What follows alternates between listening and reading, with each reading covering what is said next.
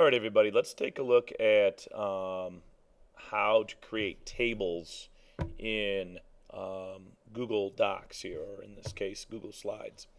Um, this assignment, or this video rather, shadows the assignment for our digital programming web design class where we need to make a table um, for our spacing element here. But this can be used anytime you need to make a table. So it's following a specific assignment, but again, the directions here you can use anytime you need to make a table on a slide in Google Slides. And it's actually pretty easy to do. So what I'm going to do here, this is what we're trying to make. We're trying to make this table here. So I'm going to kind of walk you through some of the steps to get there. Now, the first thing you want to do is make a mental note of how many rows and columns you need here. So, for example, you notice we need 3 columns of information, and we need 1, 2, 3, 4, 5, 6, 7, 8 rows of information to mimic this table. Now, as I go to this, one thing to keep in mind is yours doesn't have to look exactly like mine. Certainly, you can use different fonts, you can use different spacing.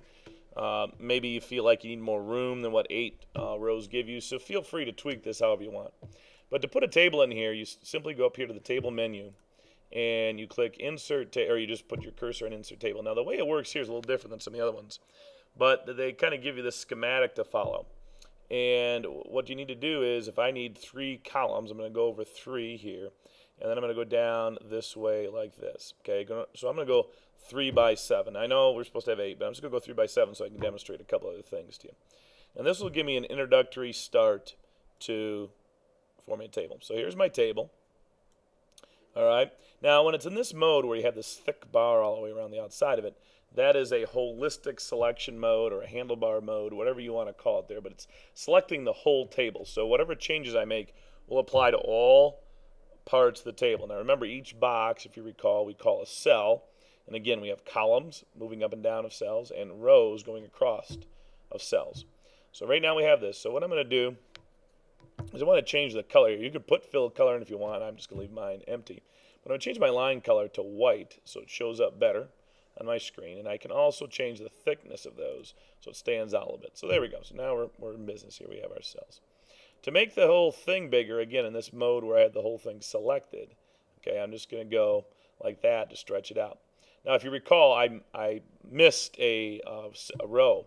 So what I can do here is I can click on a certain cell. Sometimes you got to click out and click back in again.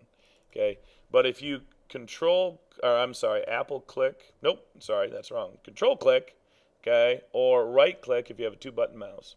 This menu will come up, and you notice I can add a row in here, or either above or below wherever I click. So I'm just going to go put one below, and now we have an extra row. Now I got to move this up a little bit because that won't work. So I got to kind of select the whole thing here, and it can be a little tedious sometimes to get to select the whole thing, but just kind of work on it.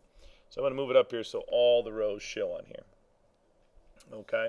Now the other thing I need to do is I can make my top one smaller because I don't need as much room as the other rows do, so I can kind of tweak this a little bit. Okay. And then to change the kind of the size of the columns, or the rows, as you just saw me do here, you just put your cursor on one of the lines, and you can go ahead and stretch these either way or move them either way to make the different columns different sizes, like so. Okay. Now I'm ready to go ahead and put some text in here. So I'm going to go and type. Now if I go back to my example here, the first one is supposed to be component name. So I'm going to type in but I can't hardly read it, can I? Component name. I definitely got to do some formatting here. So while I'm in this mode again, I'm going to go to the whole mode, and I'm going to go up here and change, my font stuff here. So I'm going to go ahead and go to white so it shows up a little better.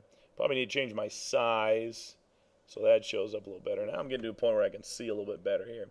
Maybe I want bold. And again, this is applying to every cell, so you may have to change some of your cells as time goes on.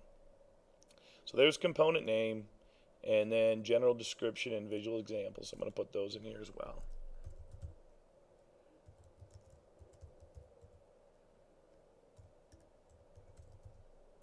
Okay.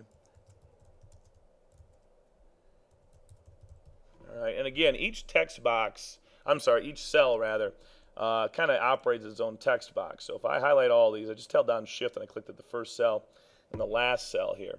I can make changes that will apply to all of them. So let's say, for example, I want the information centered each one. I can go to my alignment tool here and center it. Okay?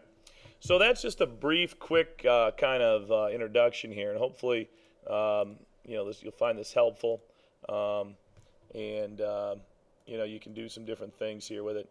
Kind of play around a little bit, try some different things, maximize your space here that you can, if you can, give yourself enough room to be able to, add information here that you need in your table. So again, let me know if you have questions.